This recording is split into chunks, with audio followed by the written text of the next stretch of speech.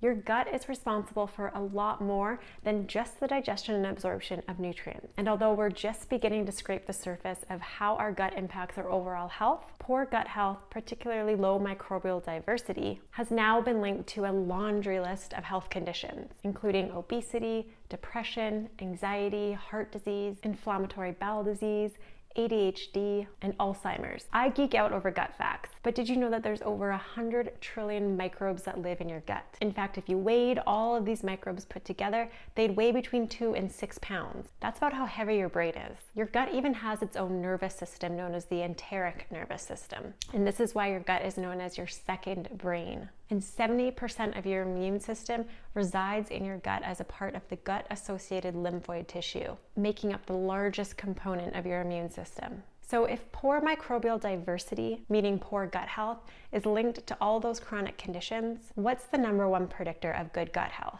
Well, it's the diversity of plant foods that you eat. Whole plant foods are our only source of fiber. Fiber is a carbohydrate that we can't digest, but that our gut microbes absolutely love and thrive off of. Our gut microbes ferment this fiber and produce substances that have healthful benefits. But it's this fermentation process that if you're not used to eating a high fiber diet or just beginning to transition to a plant-based diet, that can cause some tummy issues like more gas and bloating. This extra gas and bloating can discourage some people from continuing on with the plant-based diet. But what's important to know is that these symptoms are just short-term. Your gut microbes need time to adapt to their new diet. And the only way to decrease these symptoms is to actually continue to eat high fiber foods. Trust me when I say that your gut is going to love you for eating these foods regularly, long-term. So here are my top tips on how to beat the initial plant-based bloat.